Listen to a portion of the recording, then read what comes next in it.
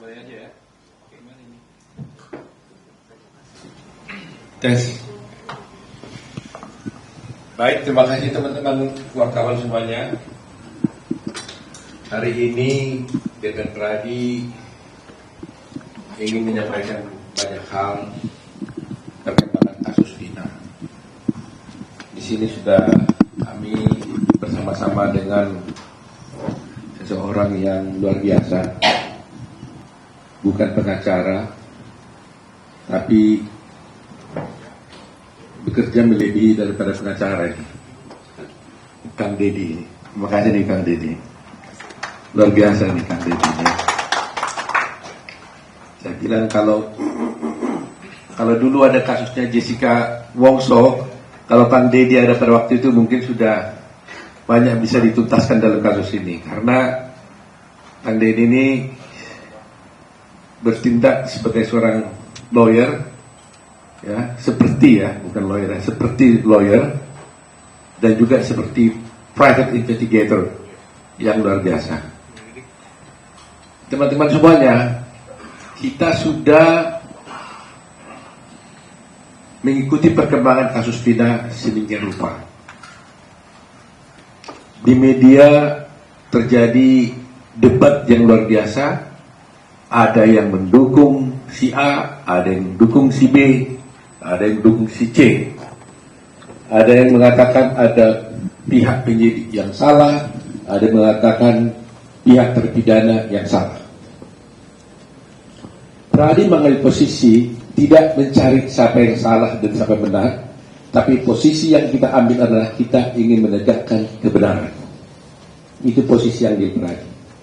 Itu sebabnya Pradi bekerjasama dengan Kang Deddy, dan di sini ada teman-teman saya, ada Pak Bendung, ya, ada Kang Yana, ada Pak Ruli Pengabdian dari Bandung, ada juga Pak Jutek ini yang selalu bekerja keras, ada Pak Duyanto, ada Bostam, ada Eli, ada Rilen, ada Owa Asidoni. Ini ketua PBH Pradi Pusat, ya, Indonesia ini dia. Ada juga apa lagi? Ada Riri. Nah, ini Riri yang selalu pasti sudah sering kenal sama para wartawan semuanya. Jadi itulah yang posisi yang diambil oleh Pradi. Mengambil posisi untuk menegakkan kebenaran, karena kami kedatangan pada waktu itu, pada mulanya kami itu tidak involved dalam kasus ini karena ada beberapa pengacara yang sudah turun tangan.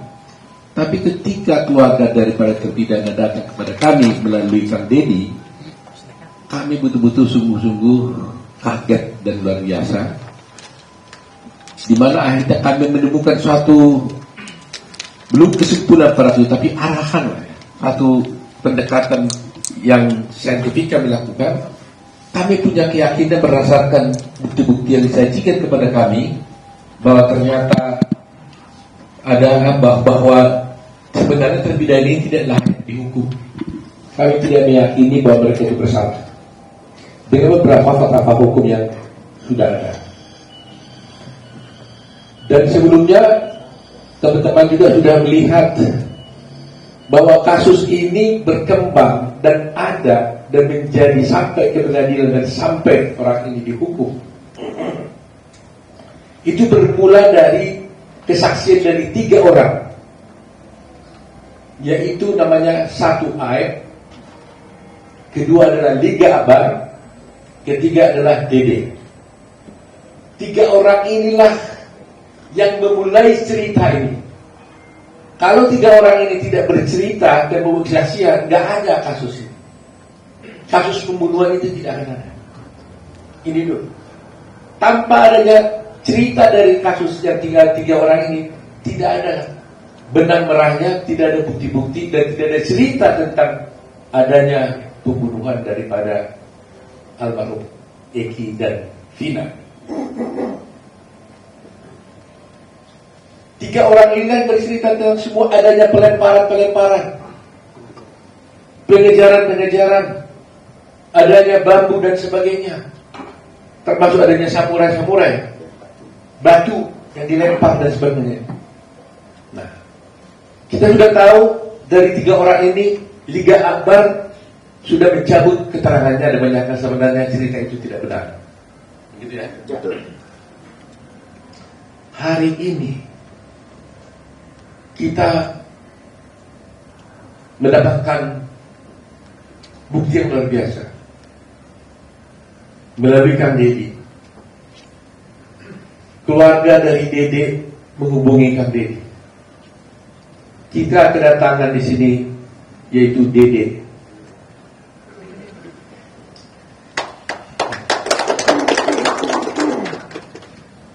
Kalau tidak ada Dede ini, tidak akan ada cerita pembunuhan Vina, almarhum Vina dan Eki. Tapi karena mereka inilah dulunya yang memberikan keterangan palsu, bersaksi palsu, maka akhirnya 7 terpidana itu dihukum. 8 ya. Mereka inilah yang bercerita seakan-akan ada pelemparan batu, seakan-akan ada kejar mengejar, seakan ada bambu, pelemparan batu,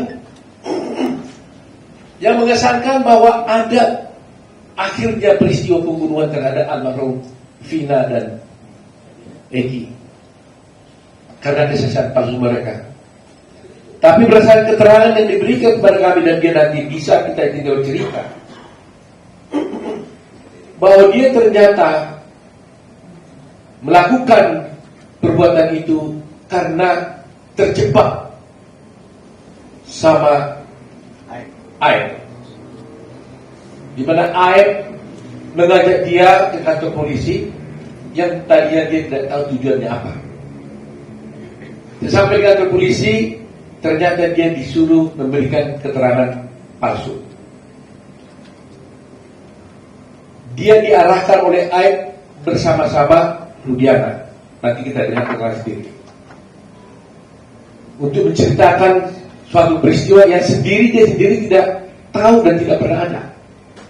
Kepadanya diberitahukan nama-nama daripada 7 terpidana ini, yang pada mulanya dia yang sebenarnya dia tidak tahu siapa ini 7 terpidana ini, karena dia juga tidak kenal dengan orang itu. Akhirnya dia bercerita tentang cerita-cerita yang sudah dikemas, diarahkan oleh Aib dan juga oleh Rudiana menurut keterangan dia. Nah, oleh karena itu, sebelum kami sampai kepada kesimpulan dan tanggapan nanti, agar tidak ini salah, kami mau tanya dulu kepada Dede di hadapan para rekan wartawan. Betul Dede? Bagaimana ceritanya? Bisa saudara cerita? Bagaimana ceritanya Dede sampai bisa bercerita tentang adanya pelemparan para itu? Saya tanya dulu biar berurut ya.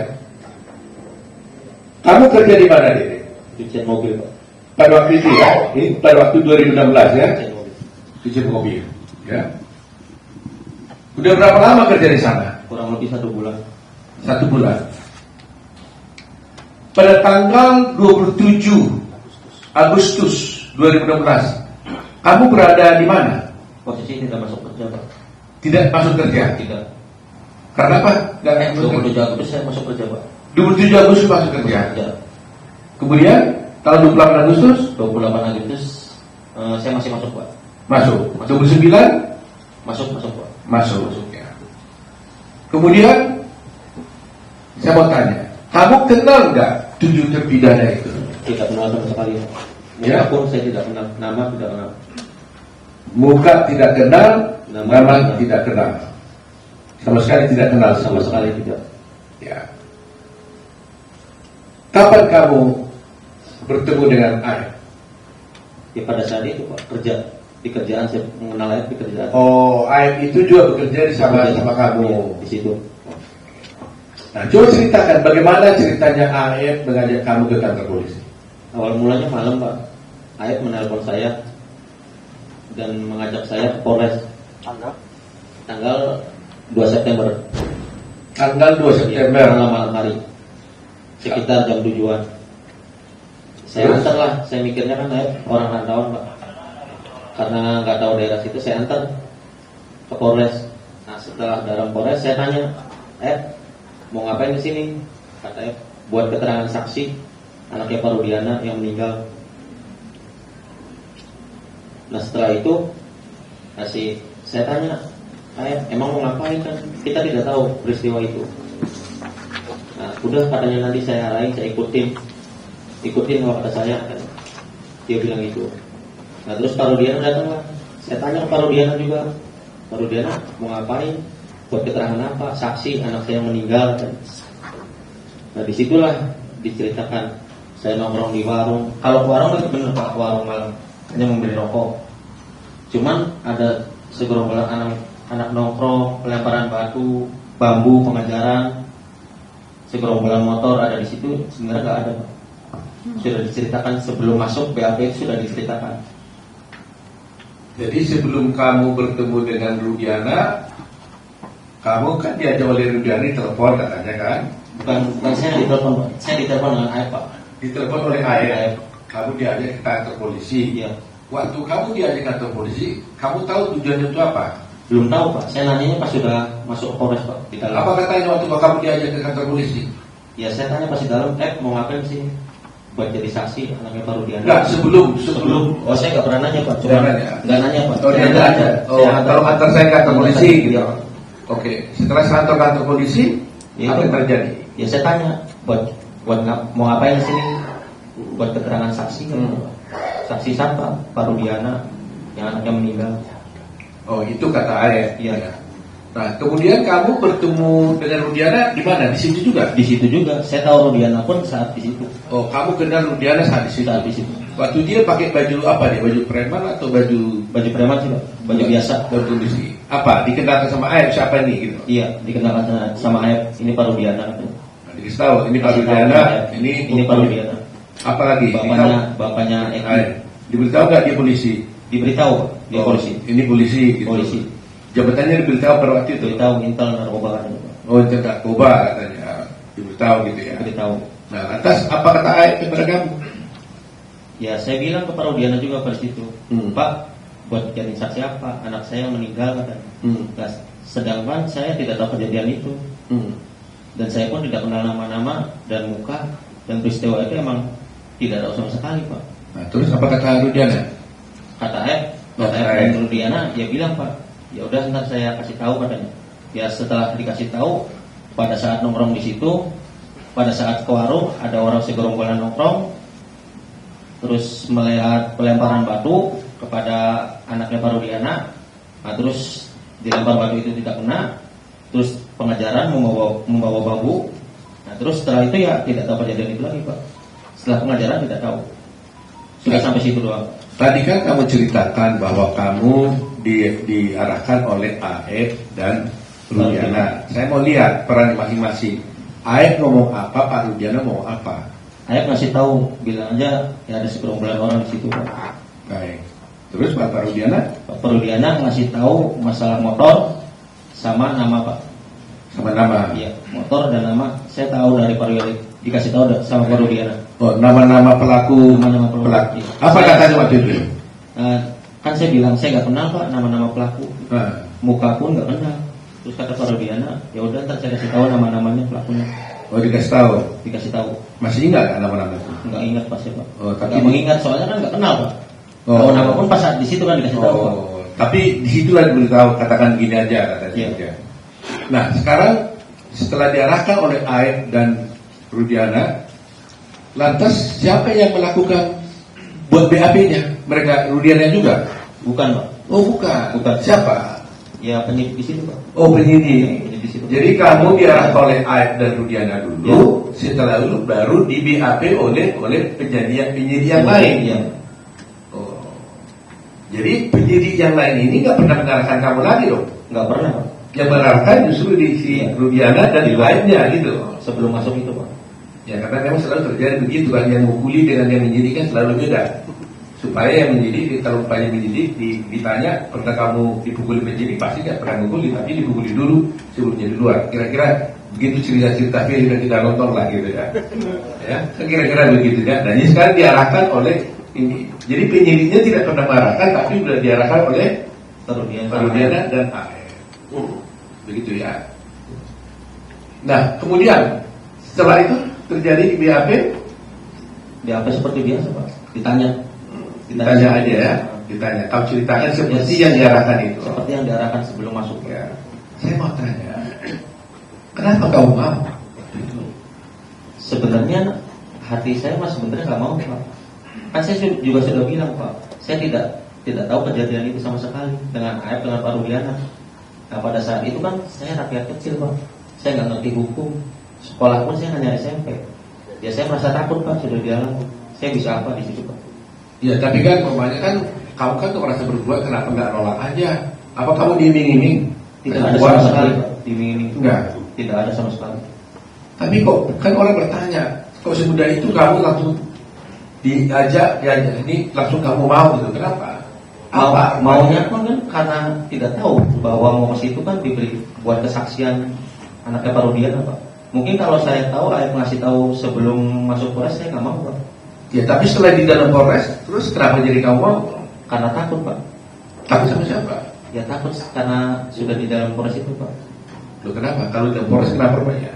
Ya karena saya nggak ngerti hukum. Loh iya, karena Polres apa? Ada kamu dipukul nggak? Enggak sih Pak. Apa karena Pak Rudiana polisi itu? Nah iya bisa jadi Pak. Macam bisa jadi, ya benarnya gimana? Ya emang karena polisi Pak, saya takut. Jadi berarti kamu merasa takut? Ya merasa takut. Karena sudah berada di kantor polisi, Ya. karena kamu diminta oleh Pak Rudiana yang ke polisi, Ya. kamu ikutin aja. Ya. Nah waktu itu kamu tahu lah akibatnya itu waktu itu ya? Saya tahu Pak akibatnya. Pasti tahu saya. Ya setelah di BAP pun kan saya ngomong ke Ayah Pak. Ya. Saya bilang ke Ayah, kenapa membuat kesaksian seperti ini kata saya. Kan bakal berat ke depannya. Udah katanya saya kesal sama terpidana itu Pak. Kata ayah. Iya. Kenapa? Karena pernah dipukuli Pak. Oh, si ayah cerita bahwa dia pernah dipukuli oleh Warga sekitar di situ Pak. oh, ayah merasa apa? Dipukuli dengan Dipukuli oleh warga situ, bukan oleh terpidana. Iya ada terpidananya. Ada terpidana. Jadi merasa kesal ya, Merasa kesal. sehingga diarahkan. Gitu. Ya beda.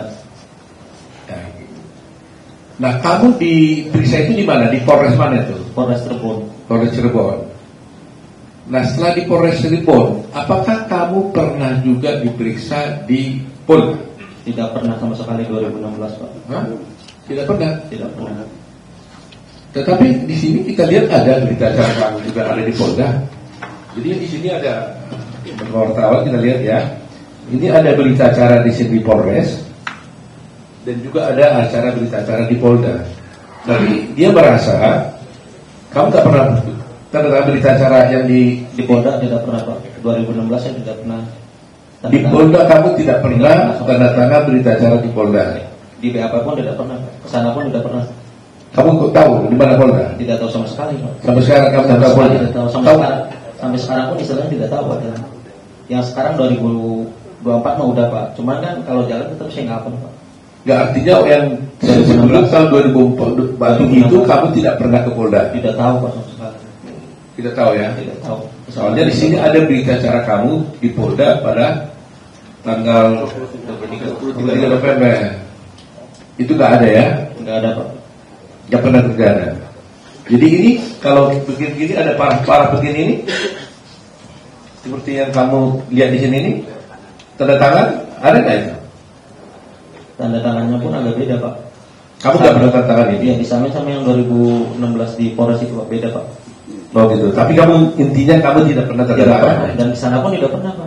Di BAP pun di Polda tidak pernah 2016. Baik. Hanya di Polres Cirebon. Saya mau tanya lagi.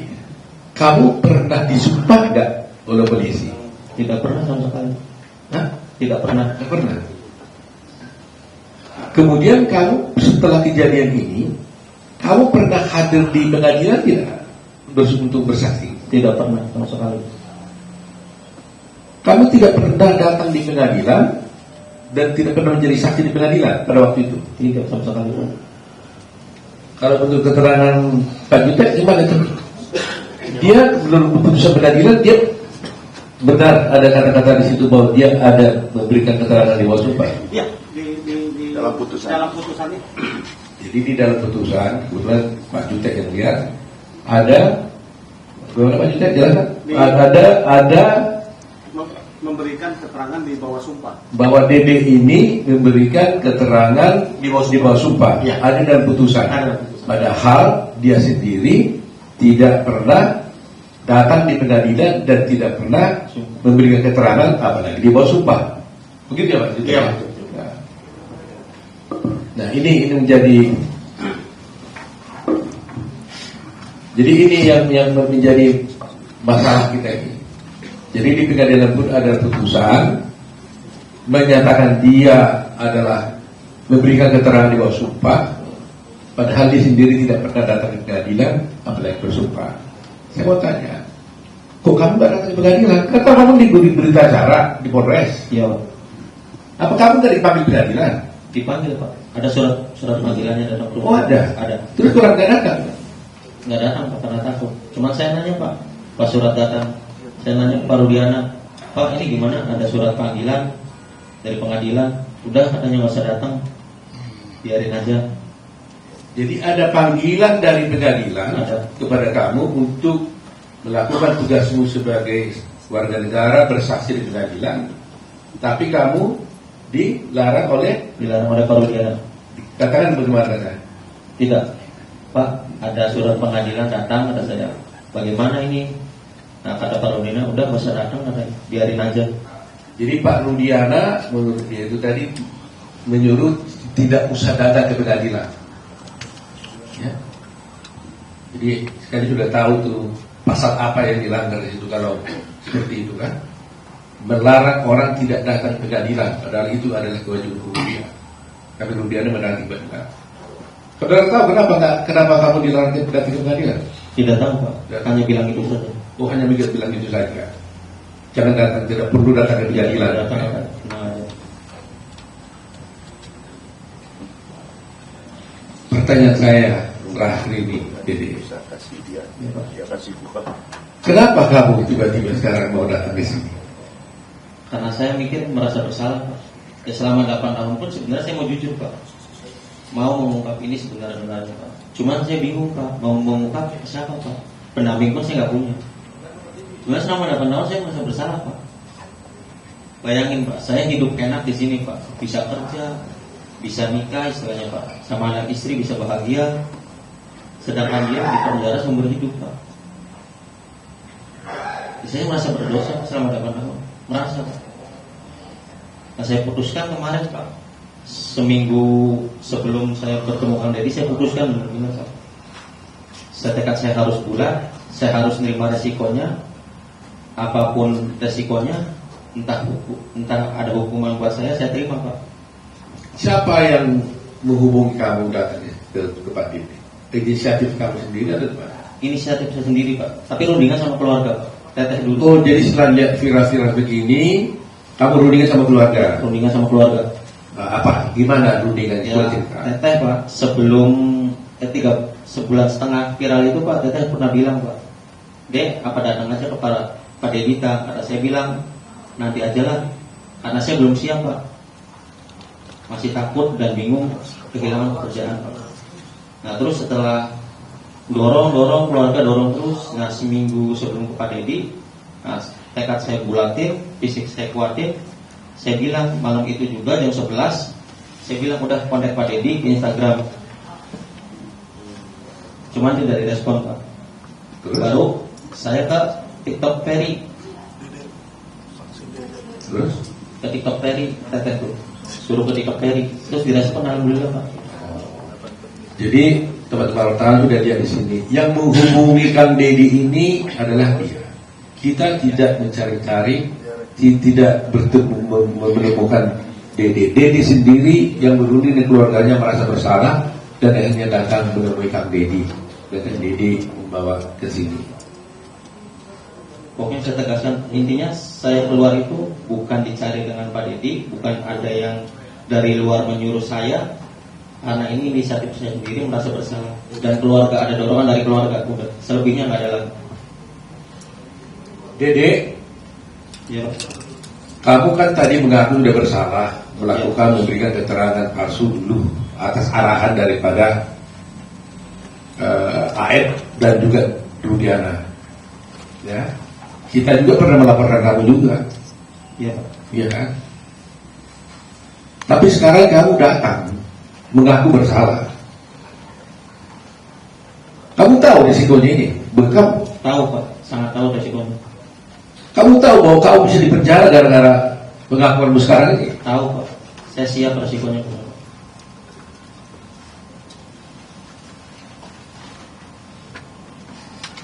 7 orang ini di dalam penjara gara-gara kamu. Iya Pak. Kamu bersedia nggak masuk penjara supaya 7 orang ini keluar? Sangat bersedia Pak. Yang penting intinya 7 terpidana itu saya mau keluar Pak, bebas. Seperti kehidupan saya kemarin Pak. Karena saya merasa bersalah. Meskipun kamu masuk penjara, Siap Pak. Meskipun saya masuk penjara menggantikan 7 terpidana itu, saya siap Pak. jadi kau siap 7 orang keluar, kamu masuk penjara Siap, saya siap Pak. karena kau merasa bahwa mereka masuk penjara gara-gara kamu. Karena saya Pak.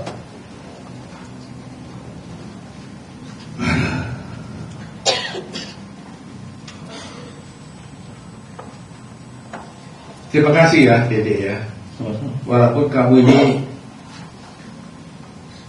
sudah berbuat salah, tapi Tuhan menolong bahwa kamu bisa dibuka hati pikiranmu untuk menegakkan kebenaran. Kalau kamu tidak bisa datang di sini, bayangkan mereka itu akan ada di sana seumur hidup. Seumur hidup.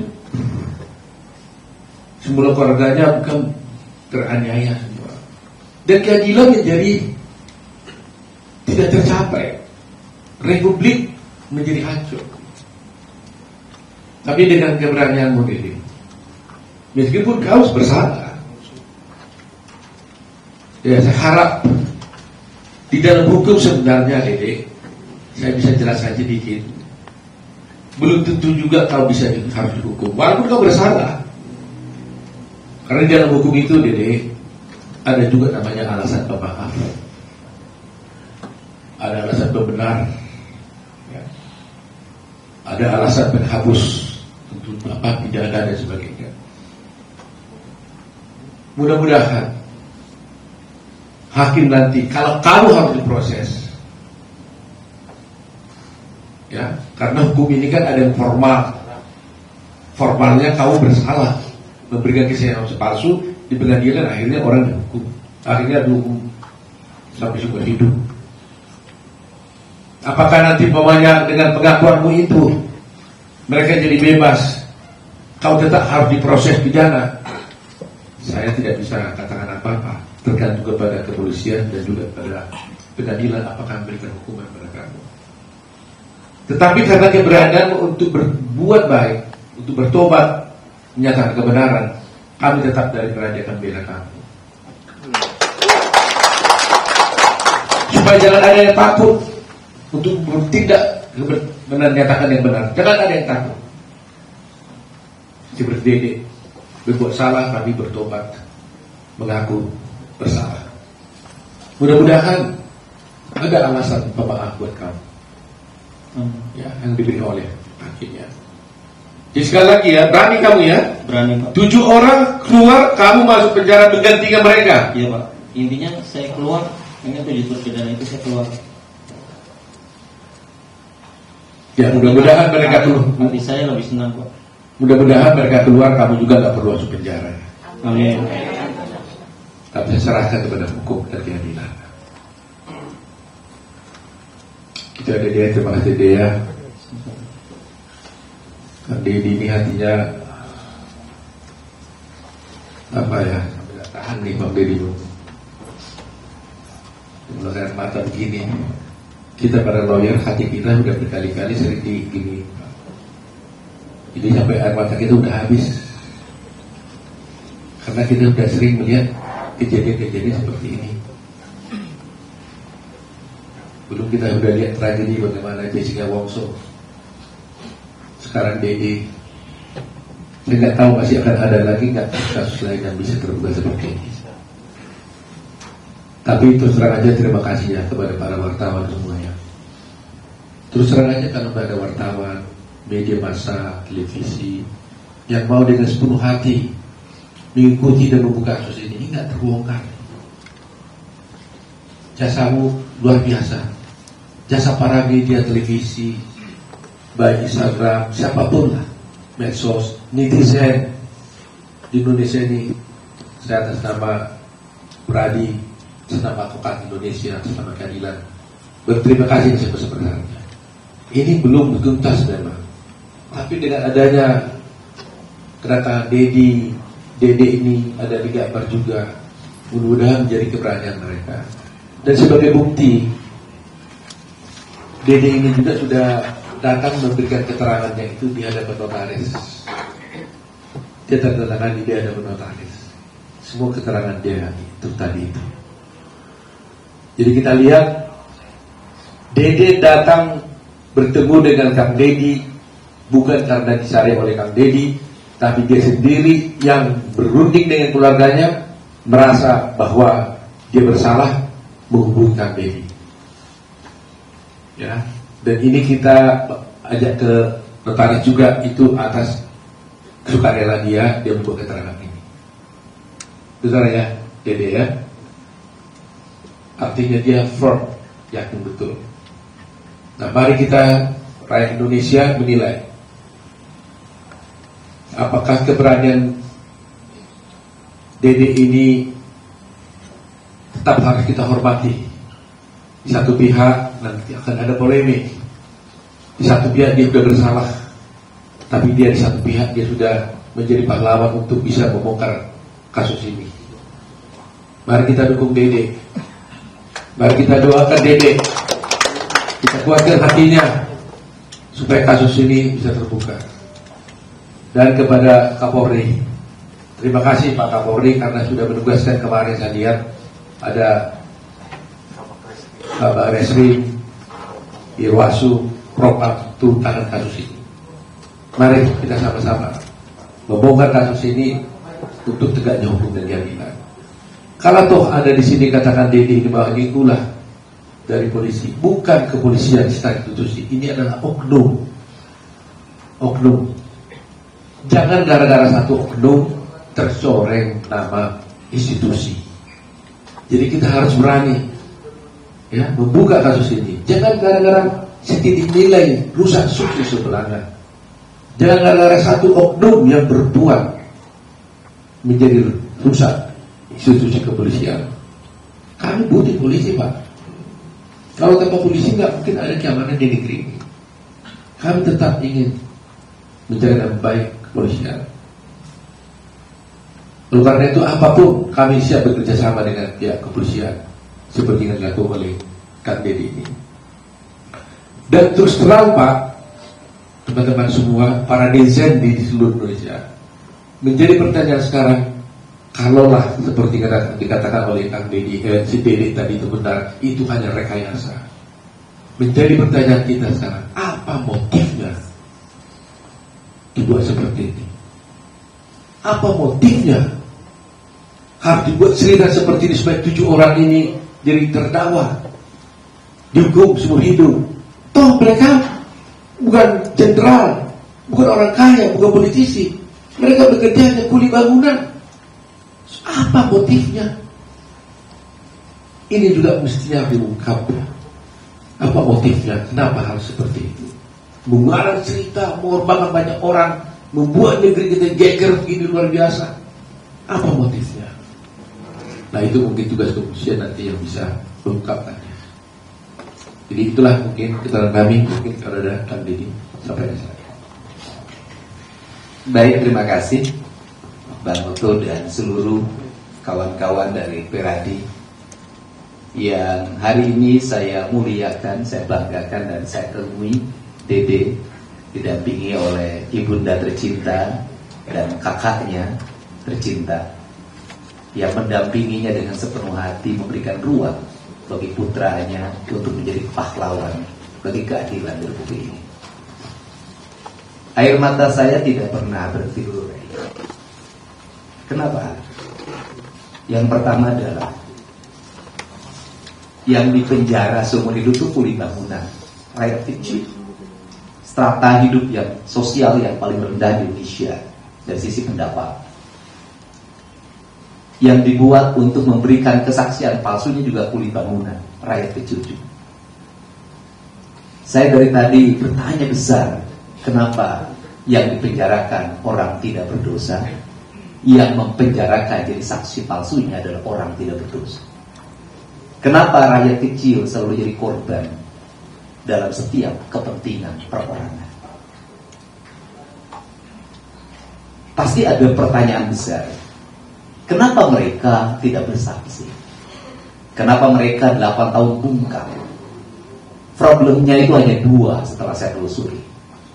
Yang pertama adalah mereka punya rasa takut yang tinggi karena tidak adanya pendampingan hukum bagi mereka.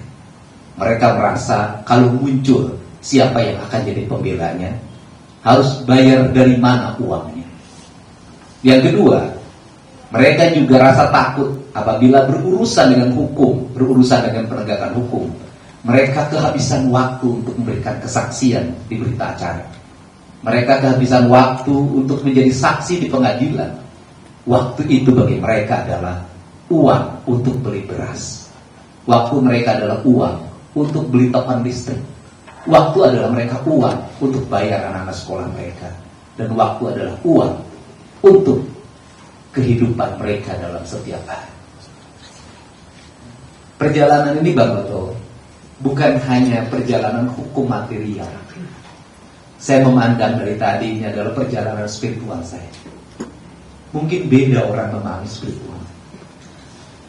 Spiritual apa yang saya dalami? Yang pertama, kenapa saya menangis? Saya itu bertanya dalam setiap hari, ya Allah, kenapa saya harus berpisah dengan anak saya? Saya harus berpisah dengan keluarga saya. Hari ini Allah menjawab, kamu berpisah dengan anak-anak kamu biar kamu sendiri dan punya waktu untuk menghabiskan waktumu untuk sebuah penelusuran peristiwa yang pada akhirnya 3 bulan berakhir hari. Mungkin kalau hari ini saya duduk dalam sebuah keluarga, tiap hari pergi ke mall, jalan-jalan, saya tidak akan menemukan kasus. Dan saya tidak akan turun. Saya menikmati hidup dalam sebuah keluarga. Yang kedua, kasus ini adalah peristiwa seorang ibu. Saya orang yang sangat mencintai ibu saya. Dan ibu saya selalu hadir dalam kehidupan saya. Sehingga saya memahami betul bahwa seorang ibu memiliki rasa yang sangat kuat. Hatinya menembus langit yang tidak bisa dihalangi oleh siapapun. Maka investigasi kalau dikatakan, atau wawancara yang saya lakukan, atau penelusuran yang saya lakukan, saya selalu menjumpai ibunya. Saya menjumpai ibunya Eka. Saya menjumpai kakaknya Supri yang itu juga pengganti ibu. Saya menjumpai ibunya Peggy.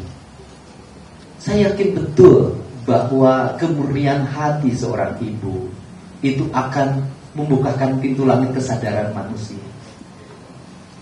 Dari ucapan-ucapan ibu, dari tangisan-tangisan ibu, dari doa-doa ibu dan dari air mata ibu, akhirnya tergerak ibu yang jadi kakaknya dan ibu yang menjadi ibunya Dede. Lahirlah sebuah motivasi di mana Dede harus berkata jujur. Dan hari ini Dede berkata jujur. Saya di Republik ini baru mendengar sekali ucapan seorang manusia yang patriotik, tidak berpendidikan tinggi, hanya kuli bangunan, tidak pernah mengikuti pendidikan-pendidikan nasionalisme seperti para pejabat seperti saya.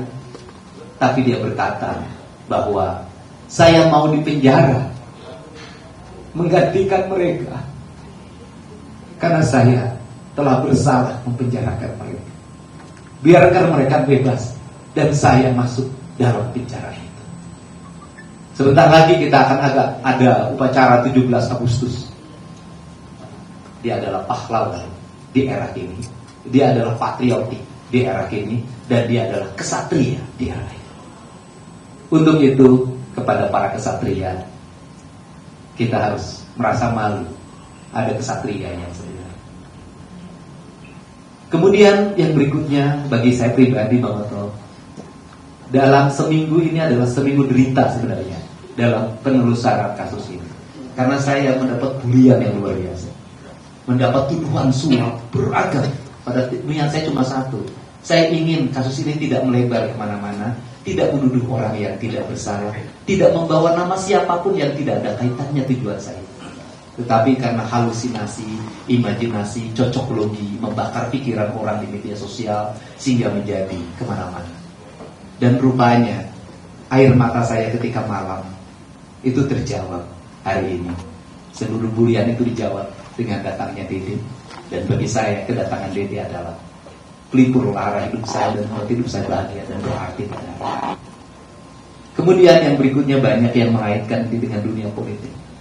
Saya katakan berulang-ulang di depan Pak Jutek, saya katakan penelusuran saya terhadap kasus Eki dan Tina dan terpenjaranya 7 orang dengan hukuman penjara seumur hidup bagi saya jauh lebih berharga dibanding dengan hanya urusan politik.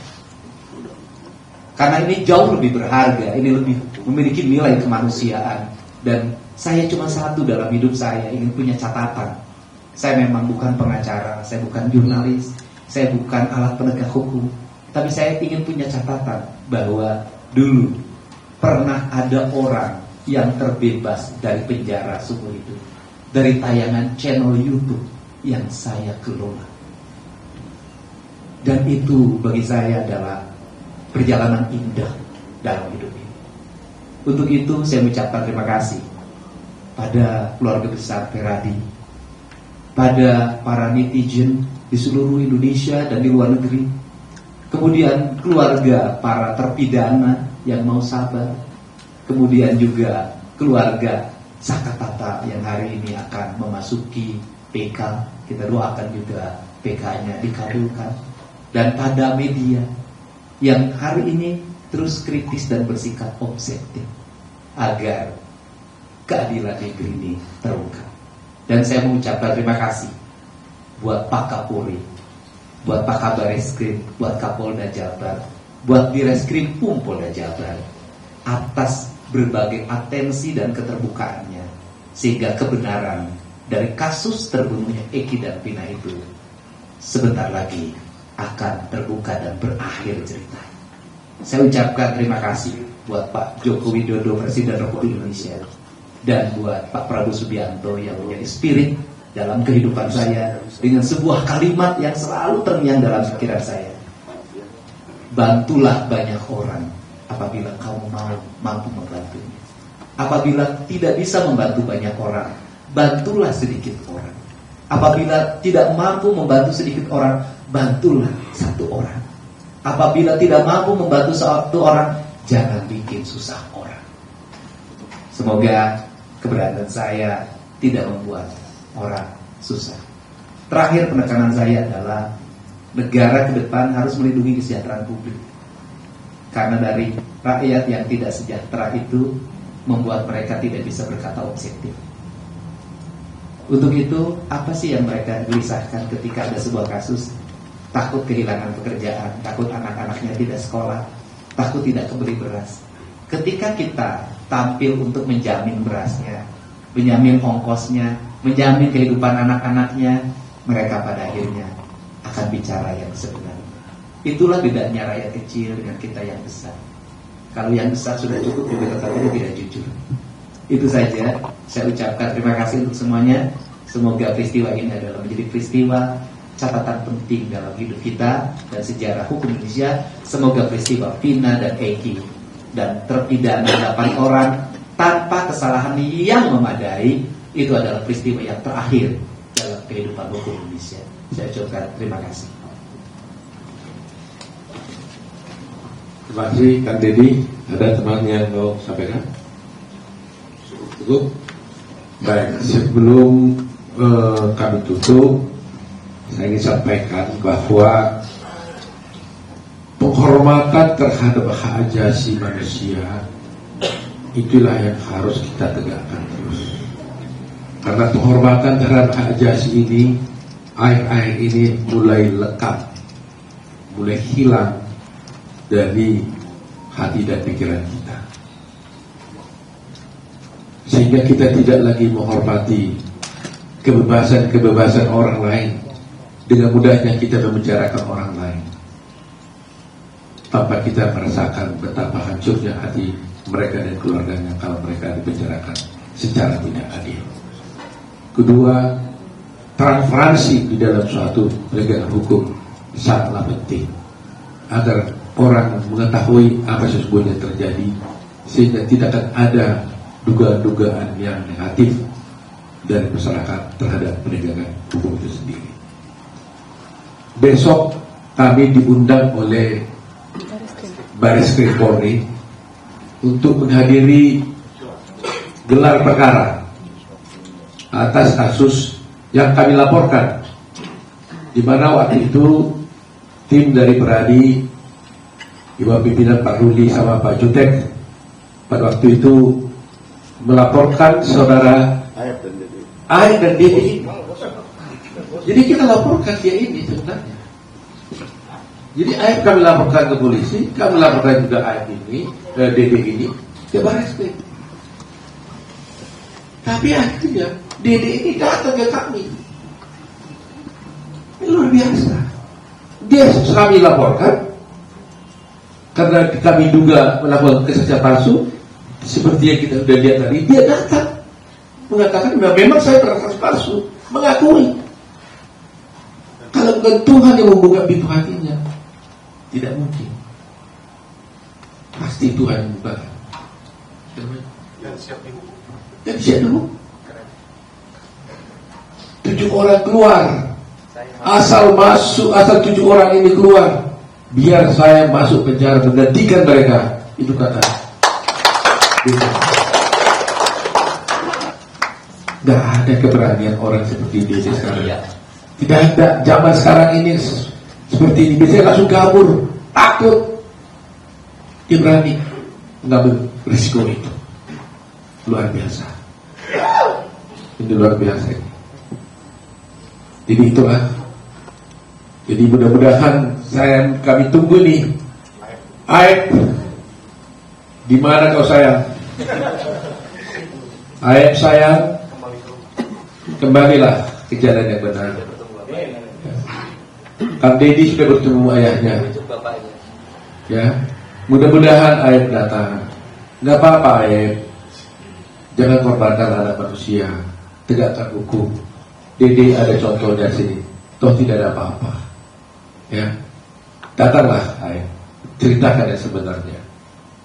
Dan kepada Pak Rudiana, kami juga minta waktunya tiba untuk juga katakan yang sebenarnya. Katakanlah yang sebenarnya. Belum terlambat. Itu harapan kami. Jadi mudah-mudahan besok jam berapa kita? Jam 11. Jadi aneh kan? Kami laporkan Aib, karena pernah Dede datang, dan malah datang, dan besok gelar perkara. Nah bagaimana mau gelar perkara? Ya besok terpaksa kita bawa lah Dede ini ya. Bersedia nggak Dede besok ke Mabes Polri? Siap. Melaporkan langsung nyatakannya? Siap. Kita laporkan dia nggak perlu dipanggil, langsung datang sendiri sekarang. Ya, jadi kita lihat besok bagaimana babak berikutnya. Mudah-mudahan semua pihak ini terbuka, jangan lagi ada yang mencoba menghalang-halangi. Ya, kalau selama ini berdebat-debat, ada yang bela A, ada yang bela B, sekarang sudah terbuka. Jangan lagi lah. Jangan ada dusta di antara kita. Baru seminggu yang lalu saya berkata di suatu media tentang apa kata-kata seorang pujangga tinggal Gibran, dan hari ini mulai terbukti. Saya katakan begini, kebohongan kecil hanya bisa ditutupi dengan kebohongan yang besar. Kebohongan besar hanya bisa juga ditutupi dengan kebohongan yang lebih besar lagi. Sampai akhirnya kebohongan itu bercerita tentang kebohongan itu sendiri. Dan akhirnya tiba sekarang memang kebohongan itu sendirilah yang bercerita tentang kebohongan itu, karena Dede sudah datang mengaku bersalah. Terima kasih teman-teman. Pertanyaan? Ya. Nyalain dulu ya. Silakan. Sekarang abang ya, karena tampilannya muda banget. Gak beda ya Kang Deddy. Foto dan Kang Deddy ya semua. Ada 2 pertanyaan Dari sih mana sebenarnya. nih? Oh, dari Nusantara Pak. Oke, tertiti, oke. Sahabat kita. Ini kan tadi baru saja tim kuasa hukum dari Itu Rudiana mensomasi Kang Deddy dan juga Dede dan Liga Akbar. Nah, itu bagaimana tanggapannya dan juga dari sisi kuasa hukum. Terus yang kedua adalah Pak Rudiana itu menyatakan bahwa dirinya tidak bisa mengungkap atau tampil begitu ya untuk memberikan klarifikasi karena alasannya dia masih sebagai polisi aktif begitu Pak. Apakah itu dari sisi hukum bisa seperti itu? Karena kan sebagai polisi pun harusnya dia kan berpegang di pada hukum dan mereka pun mempunyai, bahkan dia sekarang mempunyai tim kuasa hukum sendiri. Apakah mungkin seperti itu? Begitu Pak. Terus terang aja ya, Kak Deddy udah terima somasi? Belum terima somasi. Deddy udah terima somasi? Belum ada itu somasinya tuh. Masih terbuka tadi, Prof. Sudah terbuka. Bilang apa dia? Oh, iya, Karena tidak tahu Bilang apa? alamatnya gitu. Karena tidak tahu alamatnya ya. Jadi Hah? masih terbuka. Cuma terbuka untuk bilang apa somasinya? Apa ya? Terkait apa itu hoax gitu loh. Oh, bahwa yang dikatakannya itu nggak benar. Iya, betul. Bagaimana dia udah ngomong sendiri kok nggak benar gimana? Nah, tanggapannya Kan dia menceritakan apa yang dia alaminya, dilihatnya sendiri, diketahui sendiri. Bagaimana bisa dikatakan hoax? Iya kan? Dia mengatakan saya memberikan keterangan yang tidak benar atas arahan dari siapa? Pak Rudiana dan AE, ya kan? Pak Deddy ini justru harus juga yang pahlawan mau membongkar kebenaran kok jadi disomasi. Salah Kang Deddy apa? Merekam, Hah? memvideokan dan mempublikasikan keterangan Dede. Soal Kalau gitu saya investigasi kena juga. kemari lagi dong dari saya. Investigasi. Jadi Hah? Kang Deddy itu melakukan investigasi penelusuran gitu. Katanya dadakan. Loh itu kan kewajiban seorang warga negara, bukan hanya hak. Wajib kita, bukan wajib lah, hak dari warga negara ya. Ya hak bukan kewajiban, hak dari warga negara. Ya, dan harus berterima kasih kalau ada seperti ini. Kecuali investigasinya itu melanggar hukum, kan tidak ada pelanggaran hukum. Kang sudah tadi katakan Dede datang menghubungi Kang Deddy. Ah, di sini ibu tanya, betul ya Bu ya? Iya. Ini kakaknya yang Ini datang ke kakaknya rumah saya. datang ke rumah Kang Deddy kan, minta tolong pada Deddy supaya ini dibantu menjelaskan, gitu ya? Terus apa yang salah? Yang kuasa hukumnya siapa yang mensomasi? Elsa Sarif. Hah? Elsa Sarif. Terakhir itu apa itu? Elsa Sarif. Elsa Syarif Oh, Elsa Sari. kuasa hukum. Ya saya pikir supaya jangan salah kami tunggu dulu lah ya. Biar Kang Deddy nanti lihat dulu somasinya. Takut kita berlebihan menanggapi ya. Kami baca dulu dah. Kami belum mendengar tadi itu. Tapi Kang Deddy dan Dede sendiri disuruh minta maaf ke media gitu Bang. Ya saya tanya aja ke Deddy-nya. Mau minta maaf tidak? Yang pertama ini saya ceritakan kronologis ya. Yang pertama itu kakaknya Dede datang ke rumah saya, minta bertemu, tetapi tidak boleh ada rekaman apapun. Dan saya bersedia untuk menerimanya bicara, mendengarkan apa yang terjadi. Nah setelah kakaknya menyampaikan, datangnya itu hari Sabtu ya. Hari Sabtu datang ke saya, ketemu jam 9 pagi. Nah kemudian saya nanya balik, dedeknya di mana? Dedeknya sekarang lagi pulih bangunan di BSD Tangerang. Video call. Saya ini orangnya itu selalu ingin ngambil tindakan cepat. Karena bagi saya 1 detik 1 menit itu kesaksian penting, dan 1 detik 1 menit itu ancaman berbahaya. Sehingga pada waktu itu juga Dede saya jemput, oleh tim saya dijemput. Kemudian dengan nggak usah takut urusan kulit, di tempat saya kuliah banyak. Dede tenang aja, ketemu saya. Setelah ketemu saya, langsung tidak ada bla-bla, saya jalan, Dedi jalan, itu langsung ketemu dan langsung saya rekam. Jadi apa yang tayangan di media, channel YouTube saya, gak ada itu rekayasa, semuanya lahir secara alamiah. Tidak ada rencana apapun. Dia bercerita, dan saya sampai ganti-ganti tempat karena waktu itu lagi ada pengajian, jadi suaranya kurang kerekam. Nah, Dede bercerita apapun. Nah, kemudian maka saya menyampaikan tidak ada satu detik pun yang dipotong dan tidak ada kalimat tambahan yang dibuat. Itu ciri khas channel yang saya buat, tidak pernah. Dia kalau 30 menit ya 30 menit, ya kalau 23 menit ya 23 menit, itu pas. Nah, kemudian kalau hari ini Dede disuruh minta maaf, ya saya tanya, Dede mau minta maaf enggak? Minta maaf untuk apa, Pak? Ya, Dedenya tidak mau minta maaf, gitu kan? Ya, kemudian kalau ditanya, kenapa Kang Dedi menginvestigasi? Apa kapasitasnya? Saya sih jujur aja nggak menginvestigasi, itu nggak ada niat investigasi. Saya hanya ingin mengetahui ini teh apa sih sebenarnya yang terjadi. Sebenarnya kalau kita mau bicara jujur, yang harus diinvestigasi, yang harus disomasi itu yang kesurupan. Karena itu yang kesurupan harus disomasi sebenarnya. Kenapa Anda harus kesurupan? Kan gitu. Dan kemudian karena yang pertama itu kan bahwa peristiwa ini pembunuhan kan dari kesurupan. Peristiwa ini dianggap pembunuhan itu kan dari kesurupan, sampai menyebut nama Egi dan diperkosa, katanya ditunjukin ini diperkosa, terus kemungkinan ya katanya ada 11. Pertanyaannya kenapa yang kesurupan nggak di BAP? Kemudian itu yang isi kesurupannya kenapa nggak dihadirkan untuk di BAP?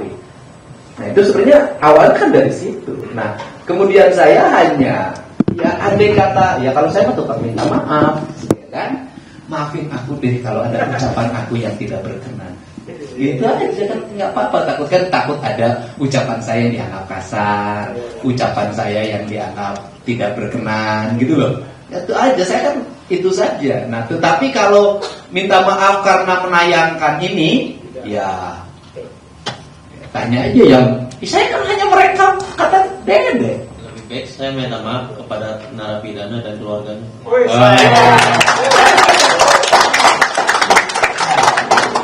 Ya Pak, silakan Pak. Waduh, saya nggak bisa jawab. Saya kira udah itu jawabannya lah dari semuanya lah. Kita nggak usah tambah-tambah lagi deh. Bapak, kalian lihat sendiri kan? Spontan di mata kalian bagus bisa bahas narapidana. Ya, kalimat kuncinya satu aja kok. Dia tidak kenal siapa yang narapidana ini. Dia nggak pernah bertemu, dia nggak pernah kenal, dia nggak tahu namanya. Tapi dia bisa bercerita dengan orang itu aja. Saya kira kalimat kuncinya lah. Ya. Jadi sudah kita dengar tadi, saya kira kita nggak usah panjang lagi. Lebih bagus Dede katanya minta maaf kepada 7 terpidana daripada Pitra dan Elsa dan Palmira dan Aib. Daripada Pitra, Elsa dan Rudiana dan Aib itu. Ya itu aja. Kita ya buat apa katanya. Jadi saya kira mari kita dukunglah kebenaran kita ini ya kepada semua pihak ya. Mari kita bekerja sama. Yang soal Pak Rudiana nggak mau klarifikasi karena dia masih berstatus polisi aktif, gimana dari? Ya kalau dia merasa nggak mau klarifikasi ya hak dia lah. Ya kalau dia nggak mau klarifikasi kita nggak usah paksa, ya kan? Ya kan? Ya pasti kami tetap proses hukumnya kan berjalan, ya kan? Jadi kita sekarang di besok gelar perkara kita akan sampaikan. Saya yakin dan percayalah pihak kepolisian juga sudah memahami masalah ini. Ya, tinggal cari waktu yang tepat dan jalan yang tepat untuk bisa menyelesaikan perkara ini. Tetapi mata seluruh Indonesia, rakyat Indonesia, hatinya nggak bisa dibohongi, nggak bisa ditipu, ya. Sudahlah, ya. Sudah cukup, ya cukup. Jangan bikin lelah Indonesia. Iya, jangan bikin lelah Indonesia. Sudah cukup lah, ya. Ya terlalu dramanya jangan terlalu panjang. Ya. Tadi udah katakan, jangan sampai kebohongan itu bercerita tentang kebohongan itu sendiri. Ya, Jadi saya kira itu cukup lah. Jadi kalau saya kira tidak ada lagi yang bisa saya sampaikan. Ada kita ya? Ya. Ini kan Dede dilaporkan ya. Terus sekarang menjadi kliennya atau gimana? Ada beda. Yang lapor, jadi gini, kita coba dari Peradi ya. Nanti kita akan pikirkan bagaimana caranya untuk menyelesaikan persoalannya. Ada ilmunya lah. Ya, ada caranya lah. Karena kami juga tidak boleh melanggar kode etik. Tapi demi kebaikan kita akan tetap bela dia. Caranya belanya, siapa yang bela itu nanti kita bisa. Tapi yang pasti kami merasa terhormat, tertolong, negeri ini merasa tertolong karena dia mau hadir tanpa kita panggil dan mau menunjukkan kebenaran itu. Saya kira itu saja. Ya. Barangkali teman-teman masih ingat kalimat spontan saya ketika di Bareskrim. Kau yang memulai, kau yang mengakhiri, kau yang menyalakan, kau yang harus memandang. Ini Pak. Ya, cukup ya. Teman-teman. Ya.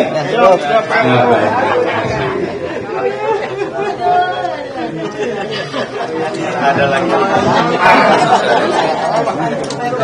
Foto dulu, foto.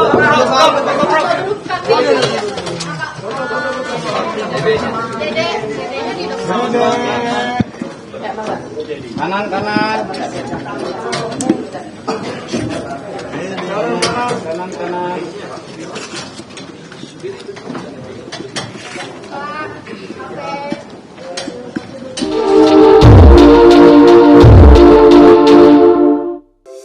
Di antara banyak sumber informasi, kami layak dipercaya. Karena kami menggali lebih dalam, berpihak pada kebenaran, berpegang pada data dan fakta, agar layak Anda jadikan referensi. Kompas TV, independen, terpercaya.